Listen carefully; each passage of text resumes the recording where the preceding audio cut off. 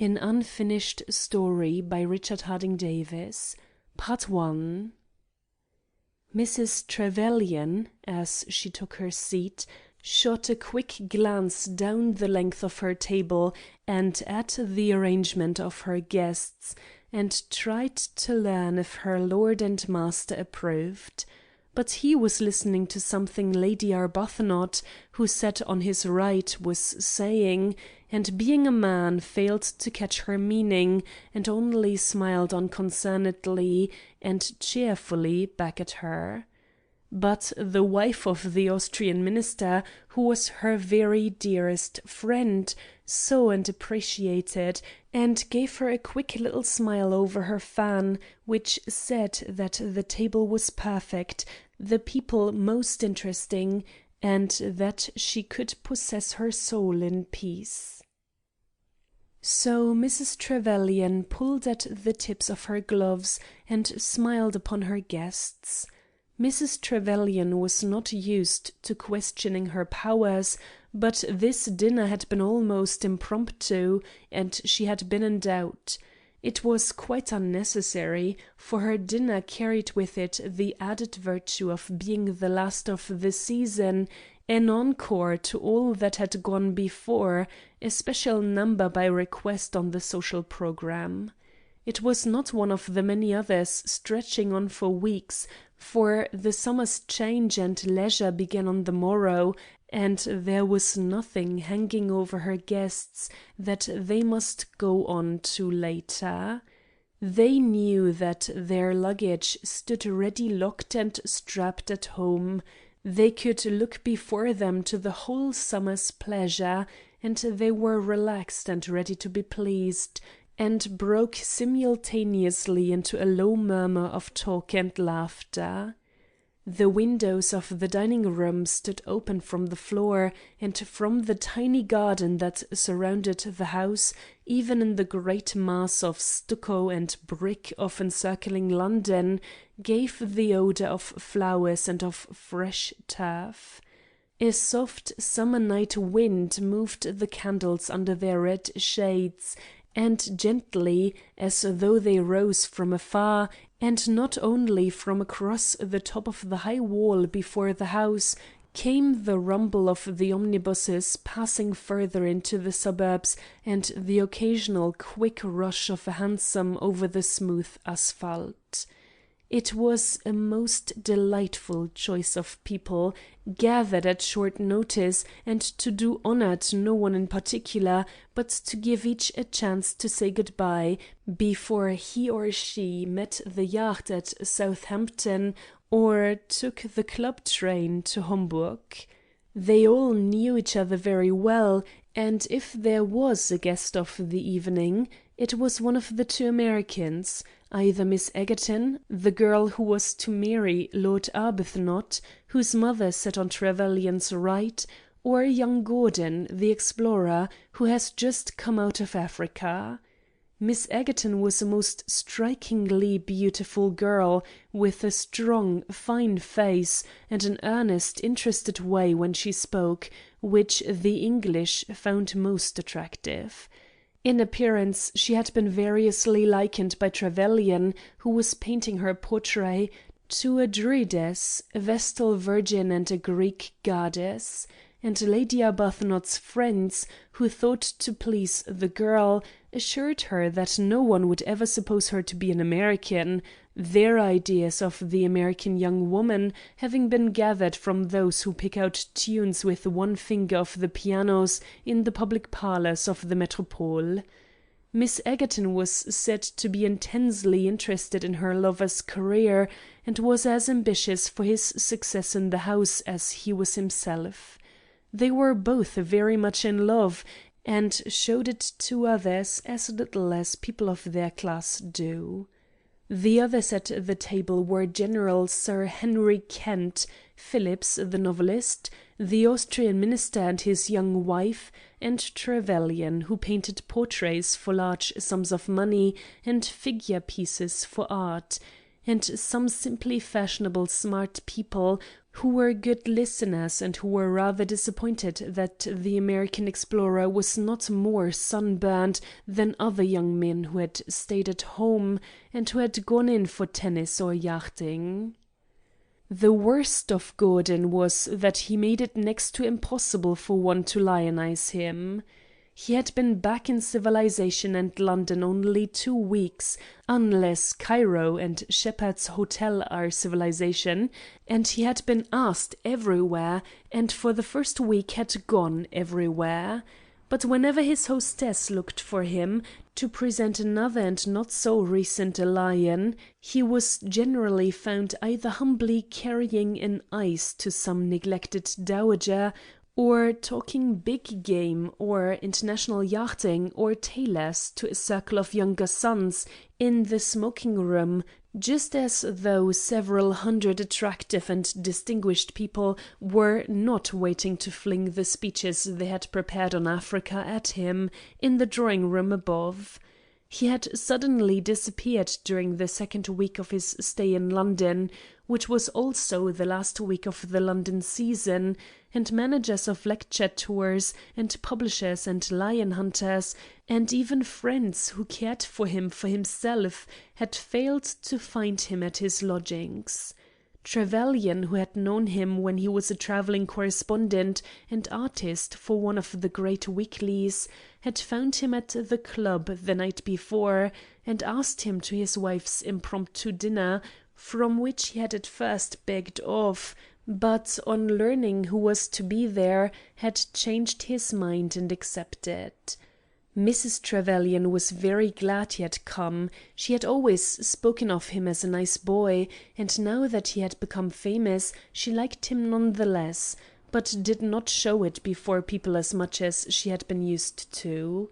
She forgot to ask him whether he knew his beautiful compatriot or not, but she took it for granted that they had met, if not at home at least in London, as they both had been made so much of, and at the same houses. The dinner was well on its way towards its end, and the women had begun to talk across the table and to exchange bankers' addresses and to say, "Be sure to look us up in Paris," and "When do you expect to sail from Cowes?"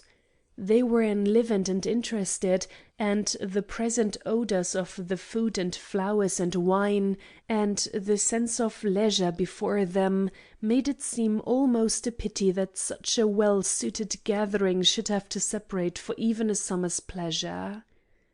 The Austrian minister was saying this to his hostess when Sir Henry Kent, who had been talking across to Phillips the novelist, leaned back in his place and said, as though to challenge the attention of every one, "I can't agree with you, Phillips. I am sure no one else will." "Dear me," complained Mrs. Trevelyan plaintively, "what have you been saying now, Mr. Phillips? He always has such debatable theories," she explained. "On the contrary, Mrs. Trevelyan," answered the novelist, "it is the other way. It is Sir Henry who is making all the trouble. He is attacking one of the oldest and dearest platitudes I know." He paused for the General to speak, but the older man nodded his head for him to go on. "He has just said that fiction is stranger than truth," continued the novelist. "He says that people who write could never interest people who read if they wrote of things as they really are.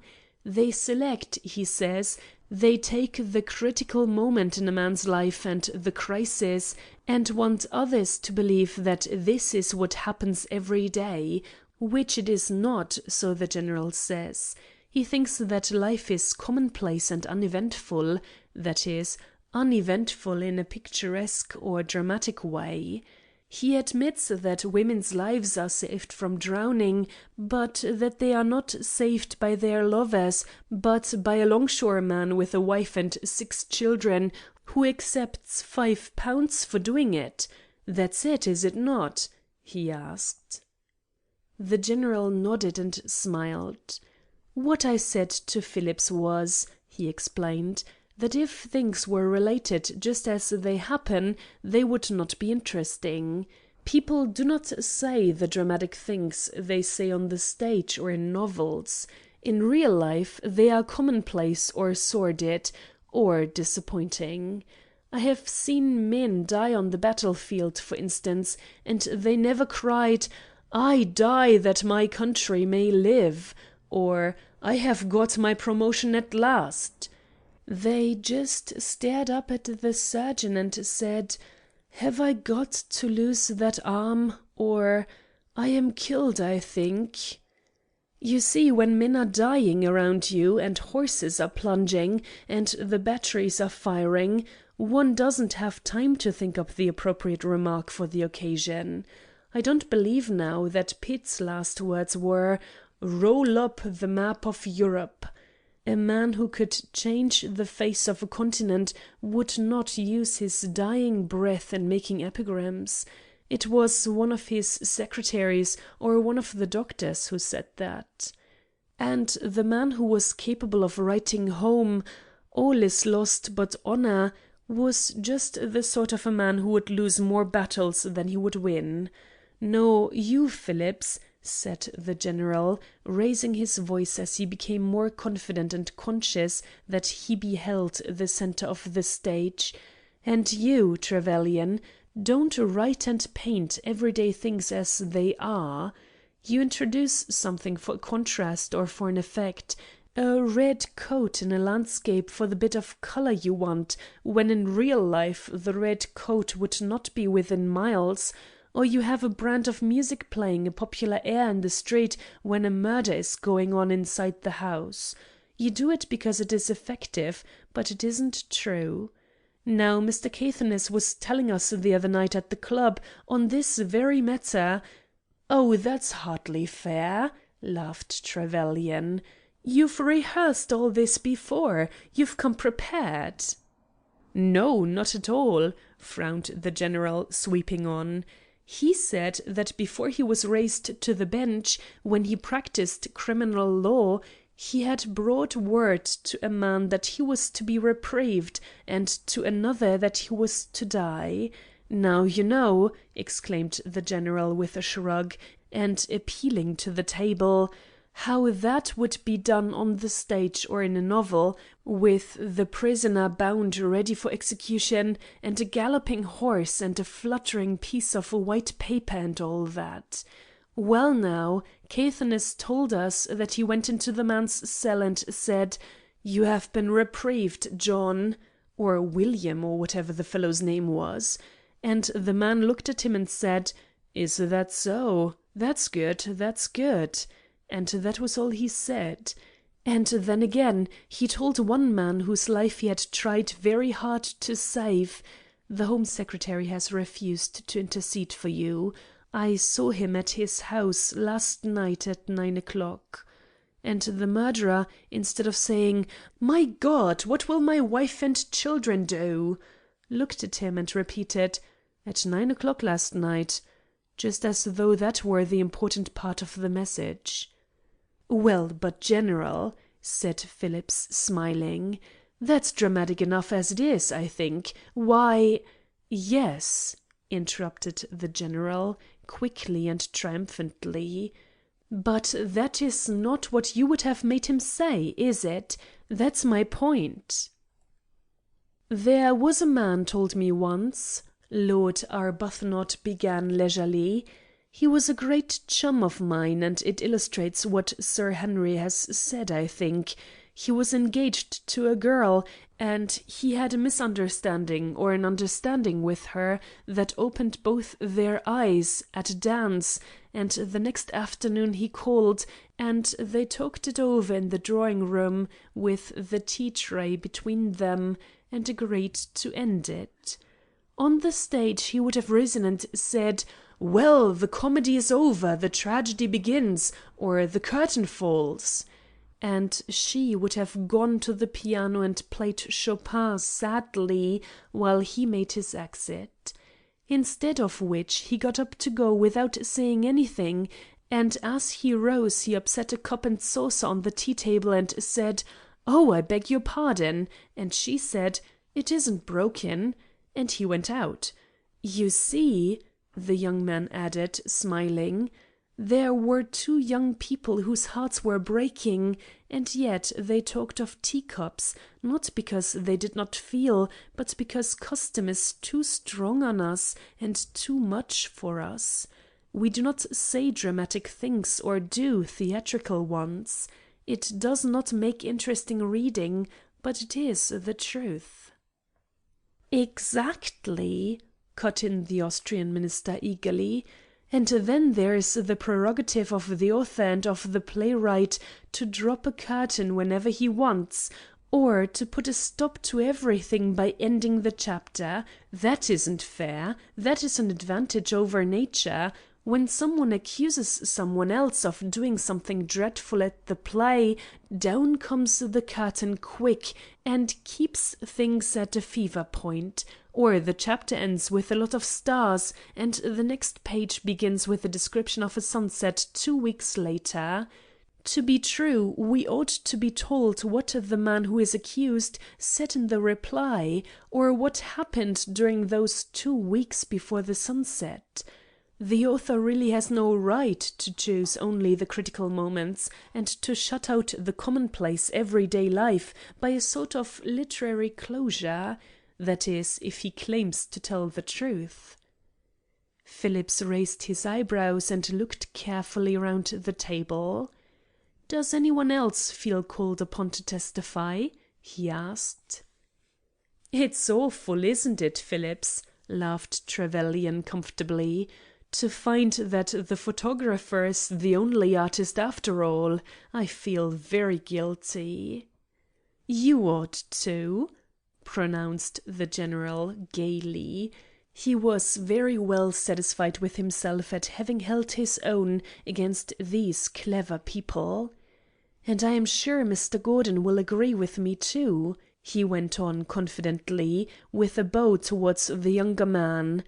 "He has seen more of the world than any of us, and he will tell you, I am sure, that what happens only suggests the story.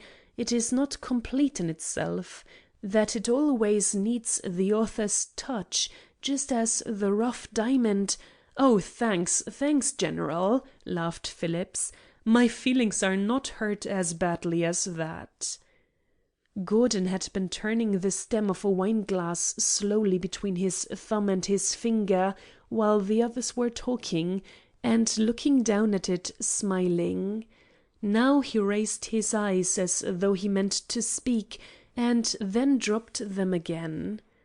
"I am afraid, Sir Henry, that I don't agree with you at all." Those who had said nothing felt a certain satisfaction that they had not committed themselves. The Austrian minister tried to remember what it was he had said, and whether it was too late to retreat, and the general looked blankly at Gordon and said, "Indeed." "I shouldn't have called on that last witness, Sir Henry," said Phillips, smiling. "Your case was very good as it was." "I am quite sure," said Gordon seriously, "that the story Phillips will never write is a true story, but he will not write it because people would say it is impossible, just as you have all seen sunsets sometimes that you knew would be laughed at if anyone tried to paint them. We all know such a story, something in our own lives or in the lives of our friends. Not ghost stories or stories of adventure, but of ambitions that have come to nothing, of people who were rewarded or punished in this world instead of in the next, and love stories." Phillips looked at the young man keenly and smiled. "Especially love stories," he said. Gordon looked back at him as if he did not understand. "Tell it, Gordon," said Mr. Trevelyan. "Yes," said Gordon, nodding his head in assent. "I was thinking of a particular story. It is as complete, I think, and as dramatic as any one of those we read. It is about a man I met in Africa. It is not a long story," he said, looking around the table tentatively, "but it ends badly."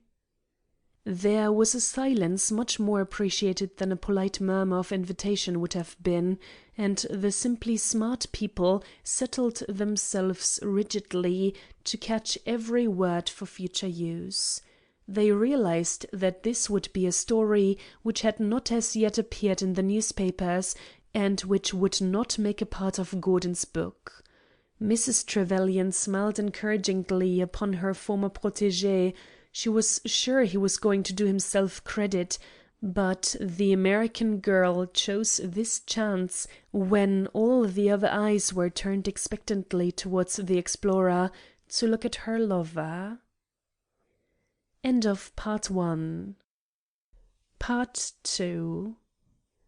"We were on our return march from Lake Chad to the Mobangi," said Gordon. "We had been travelling over a month, sometimes by water and sometimes through the forest, and we did not expect to see any other white men besides those of our own party for several months to come.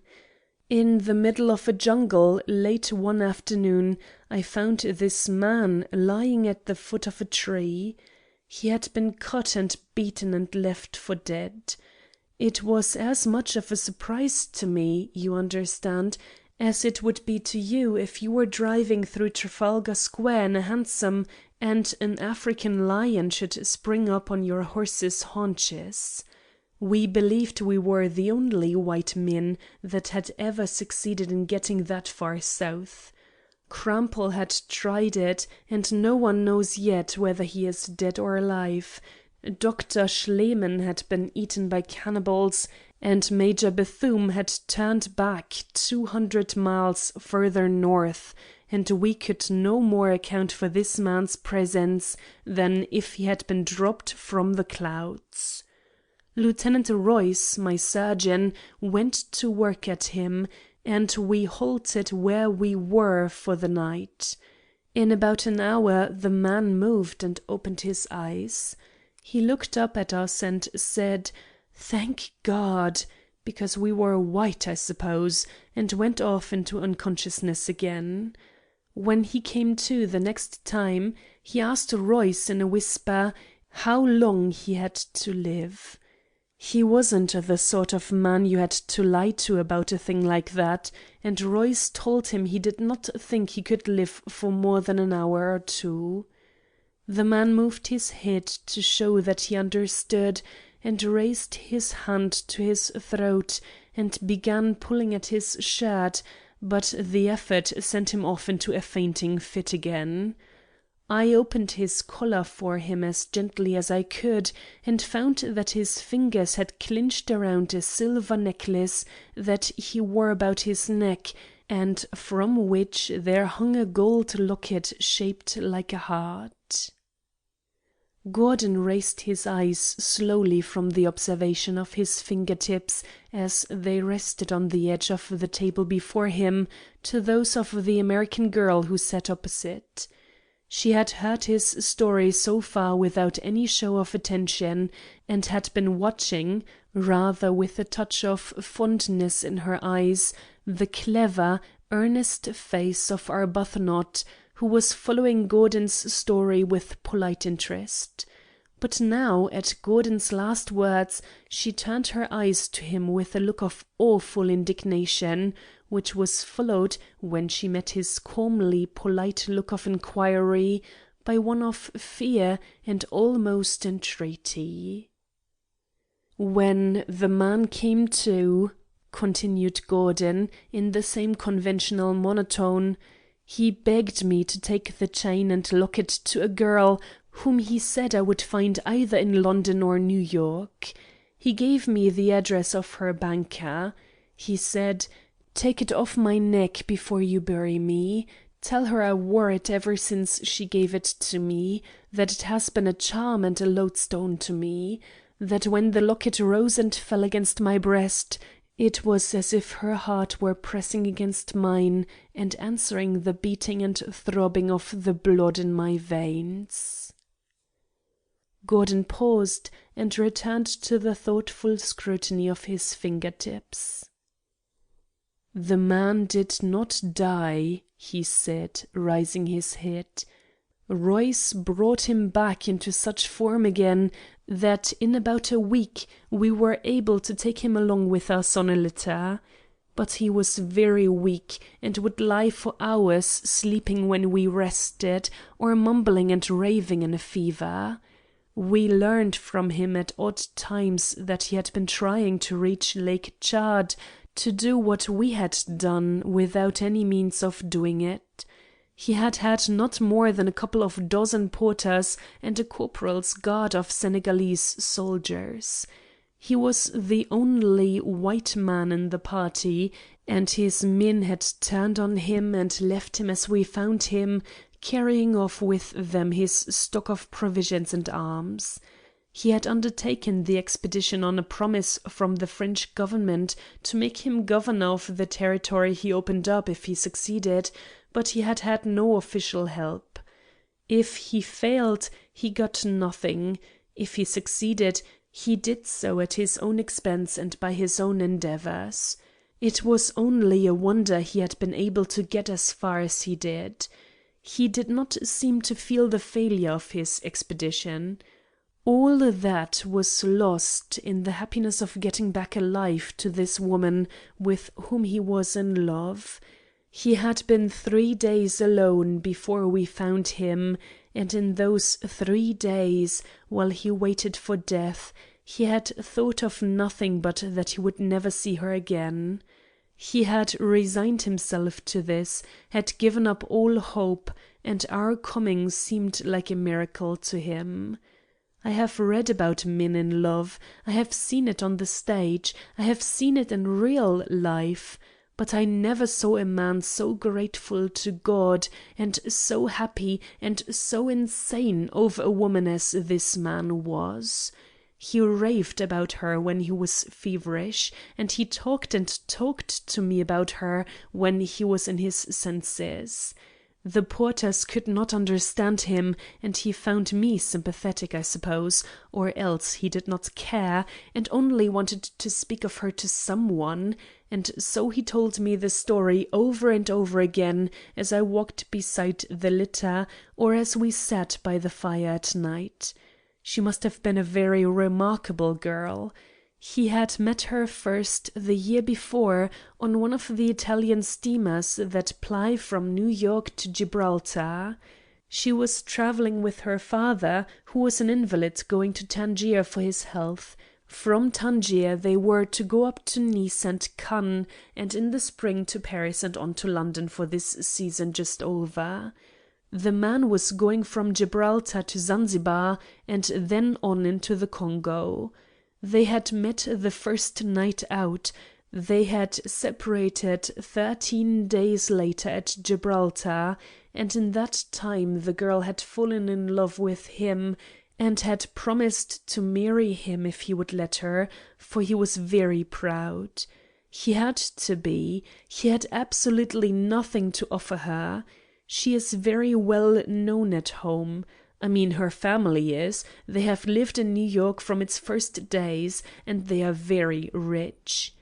The girl had lived a life as different from his as the life of a girl in society must be from that of a vagabond. He had been an engineer, a newspaper correspondent, an officer in a Chinese army, and had built bridges in South America, and led their little revolutions there, and had seen service on the desert in the French army of Algiers. He had no home or nationality even, for he had left America when he was 16. He had no family, had saved no money, and was trusting everything to the success of this expedition into Africa to make him known and to give him position. It was the story of Othello and Desdemona over again. His blackness lay from her point of view, or rather would have lain from the point of view of her friends, in the fact that he was as helplessly ineligible a young man as a cowboy. and he really had lived a life of which he had no great reason to be proud. He had existed entirely for excitement, as other men live to drink until they kill themselves by it.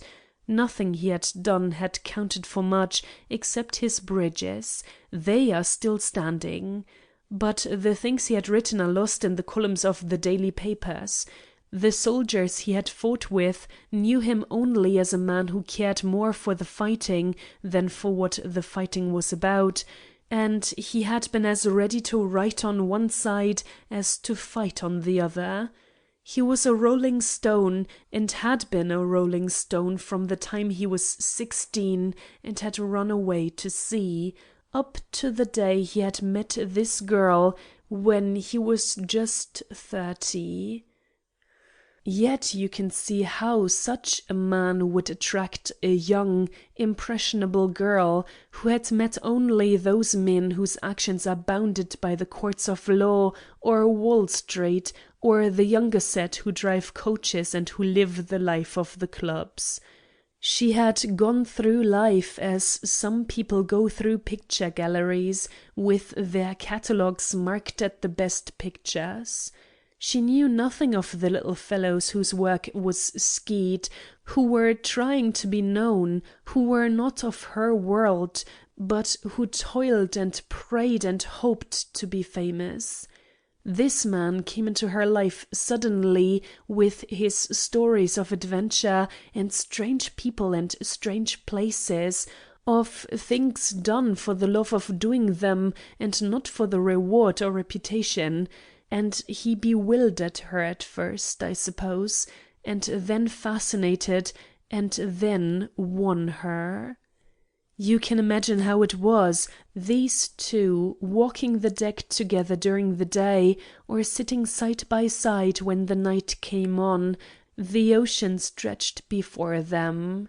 The daring of his present undertaking, the absurd glamour that is thrown over those who have gone into that strange country from which some travellers return, and the picturesqueness of his past life.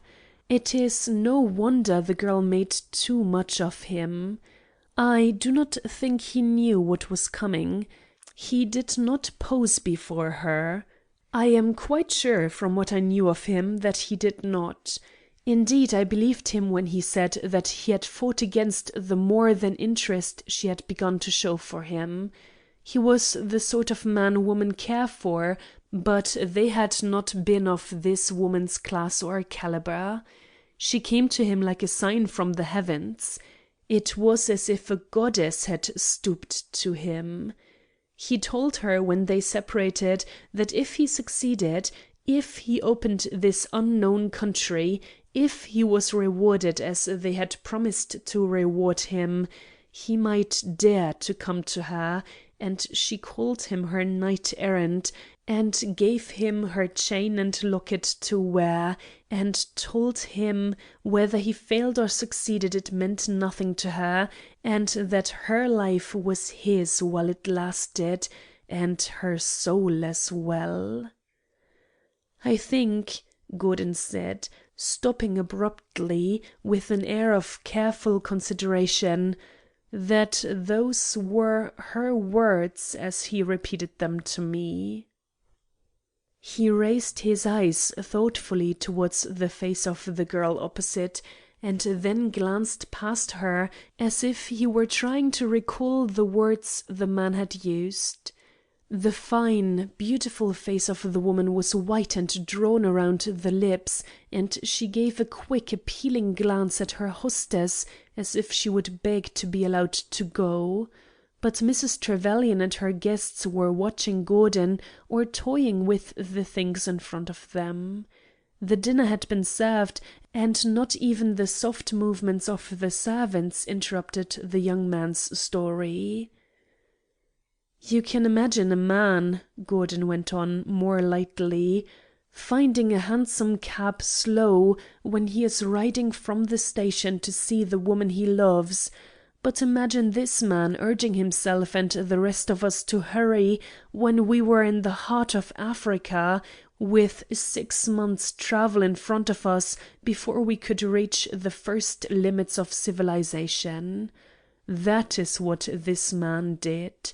When he was still on his litter, he used to toss and turn and abuse the bearers and porters and myself because we moved so slowly. When we stopped for the night, he would chafe and fret at the delay, and when the morning came he was the first to wake, if he slept at all, and eager to push on. When at last he was able to walk, he worked himself into a fever again, and it was only when Royce warned him that he would kill himself if he kept on that he submitted to be carried and forced himself to be patient. And all the time the poor devil kept saying how unworthy he was of her, how miserably he had wasted his years, how unfitted he was for the great happiness which had come into his life. I suppose every man says that when he is in love, very properly too, but the worst of it was, in this man's case, that it was so very true. He was unworthy of her in everything but his love for her. It used to frighten me to see how much he cared. Well, we got out of it at last and reached Alexandria and saw white faces once more and heard women's voices, and the strain and fear of failure were over and we could breathe again. I was quite ready enough to push on to London, but we had to wait a week for the steamer, and during that time that man made my life miserable. He had done so well, and would have done so much more if he had had my equipment, that I tried to see that he received all the credit due to him. But he would have none of the public receptions and the audience with the Khedive or any of the fuss they made over us. He only wanted to get back to her. He spent the days on the quay watching them load the steamer and counting the hours until she was to sail, and even at night he would leave the first bed he had slept in for months and would come into my room and ask me if I could not sit up and talk with him until daylight. You see, after he had given up all thought of her and believed himself about to die without seeing her again, it made her all the dearer, I suppose, and made him all the more fearful of losing her again. He became very quiet as soon as we were really under way, and Royce and I hardly knew him for the same man. He would sit in silence in his steamer chair for hours, looking out at the sea and smiling to himself, and sometimes, for he was still very weak and feverish, the tears would come to his eyes and run down his cheeks. "This is the way we would sit," he said to me one night, "with the dark purple sky and the strange southern stars over our heads, and the rail of the boat rising and sinking below the line of the horizon. And I can hear her voice, and I try to imagine she is still sitting here, as she did the last night out, when I held her hands between mine." Gordon paused a moment and went on more slowly. I do not know whether it was that the excitement of the journey overland had kept him up or not, but as we went on he became much weaker and slept more, until Royce became anxious and alarmed about him. But he did not know it himself. He had grown so sure of his recovery then that he did not understand what the weakness meant. He fell off into long spells of sleep or unconsciousness, and woke only to be fed, and would then fall back to sleep again. And in one of these spells of unconsciousness he died. He died within 2 days of land. He had no home and no country and no family, as I told you, and we buried him at sea. He left nothing behind him, for the very clothes he wore were those we had given him, nothing but the locket and the chain which he had told me to take from his neck when he died." Gordon's voice had grown very cold and hard. He stopped and ran his fingers down into his pocket and pulled out a little leather bag. The people at the table watched him in silence as he opened it and took out a dull silver chain with a gold heart hanging from it.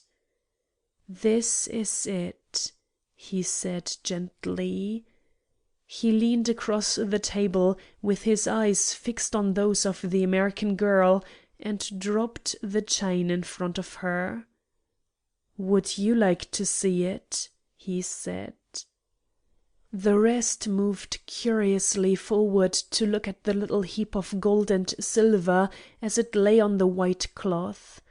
But the girl, with her eyes half closed and her lips pressed together, pushed it on with her hand to the man who sat next her, and bowed her head slightly, as though it was an effort for her to move at all.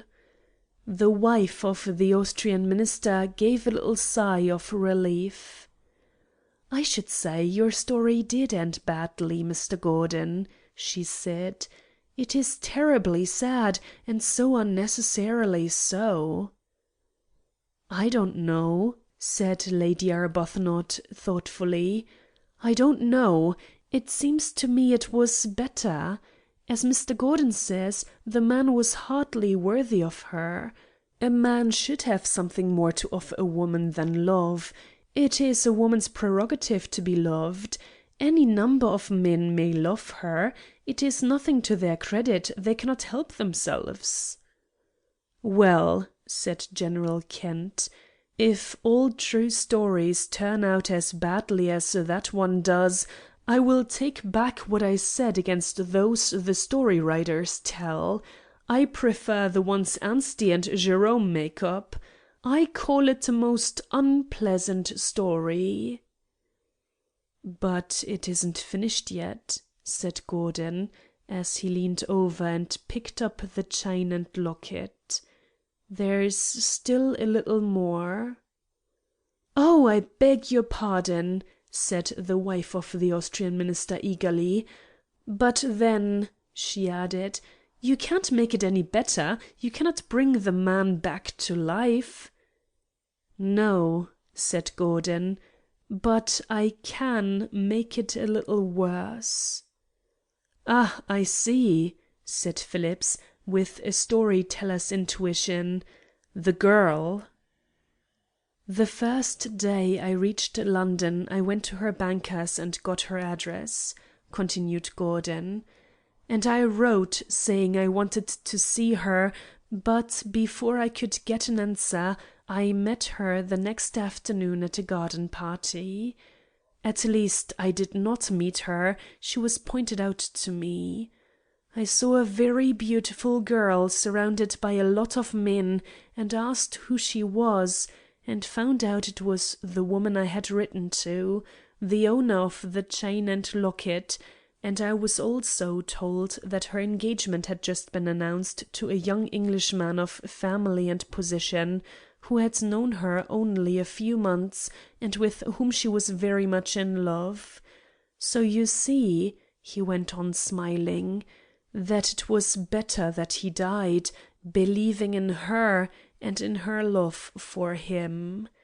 Mr. Phillips now would have let him live to return and find her married, but nature is kinder than writers of fiction, and quite as dramatic."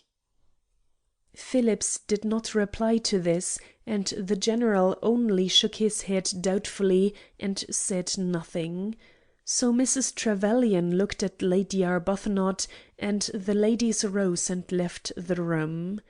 When the men had left them, a young girl went to the piano, and the other women seated themselves to listen. But Miss Egerton, saying that it was warm, stepped out through one of the high windows on the little balcony that overhung the garden.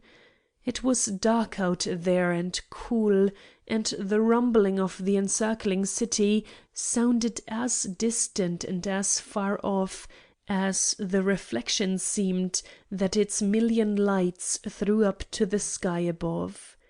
The girl leaned her face and bare shoulder against the rough stone wall of the house, and pressed her hands together, with her fingers locking and unlocking, and her rings cutting through her gloves.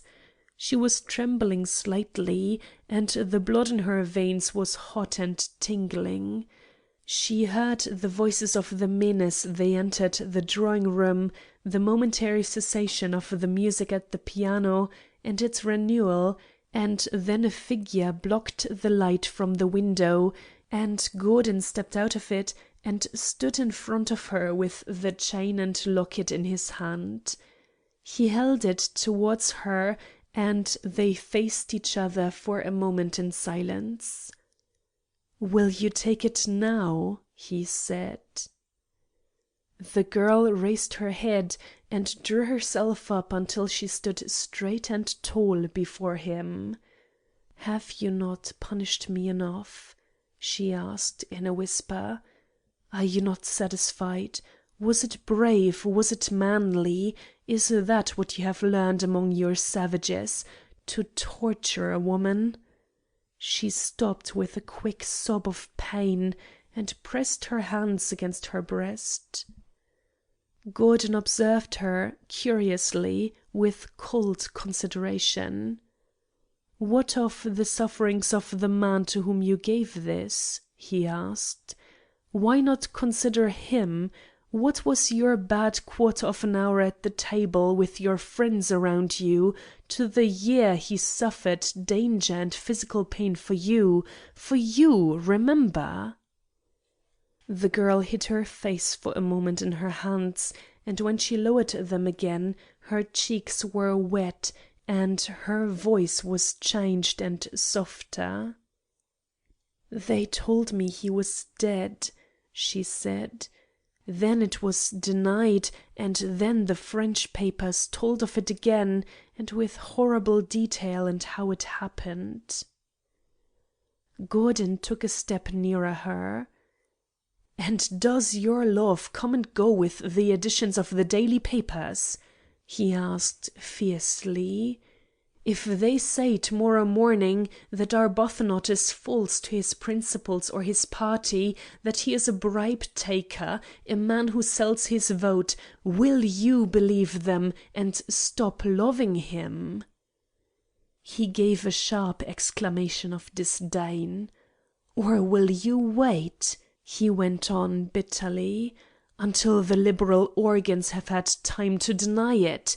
Is that the love, the life, and the soul you promised the man who—" There was a soft step on the floor to the drawing-room, and the tall figure of young Arbuthnot appeared in the opening of the window, as he looked doubtfully into the darkness. Gordon took a step back into the light of the window, where he could be seen, and leaned easily against the railing of the balcony. His eyes were turned towards the street, and he noticed over the wall the top of a passing omnibus and the glow of the men's pipes who sat on it. "Miss Egerton?" asked Arbuthnot, his eyes still blinded by the lights of the room he had left. "Is she here? Oh, is that you?" he said, as he saw the movement of the white dress. "I was sent to look for you," he said. "They were afraid something was wrong." He turned to Gordon, as if in explanation of his lover-like solicitude. "It has been rather a hard week, and it has kept one pretty well on the go all the time, and I thought Miss Egerton looked tired at dinner." The moment he had spoken the girl came towards him quickly, and put her arm inside of his, and took his hand. He looked down at her wonderingly at this show of affection, and then drew her nearer and said gently, "You are tired, aren't you? I came to tell you that Lady Arbuthnot is going. She is waiting for you." It struck Gordon as they stood there how handsome they were and how well suited. They took a step towards the window, and then the young nobleman turned and looked out at the pretty garden and up the sky, where the moon was struggling against the glare of the city. "It is very pretty and peaceful out here," he said, "is it not? It seems a pity to leave it. Good night, Gordon, and thank you for your story." He stopped with one foot on the threshold and smiled. "And yet, do you know," he said, "I cannot help thinking you were guilty of doing just what you accused Philip of doing. I somehow thought you helped the true story out a little, now didn't you? Was it all just as you told it, or am I wrong?" "No," Gordon answered, "you are right. I did change it a little, in one particular." "And what was that, may I ask?" said Arbuthnot. "The man did not die," Gordon answered. Arbuthnot gave a quick little sigh of sympathy. "Poor devil," he said softly. "Poor chap." He moved his left hand over and touched the hand of the girl, as though to reassure himself of his own good fortune. Then he raised his eyes to Gordon's with a curious, puzzled look in them. "But then," he said doubtfully, "if he is not dead, how did you come to get the chain?" The girl's arm within his own moved slightly, and her fingers tightened their hold upon his hand. "Oh," said Gordon indifferently, "it did not mean anything to him, you see, when he found he had lost her, and it could not mean anything to her. It is of no value. It means nothing to any one, except perhaps to me." End of Part 2. End of an unfinished story by Richard Harding Davis.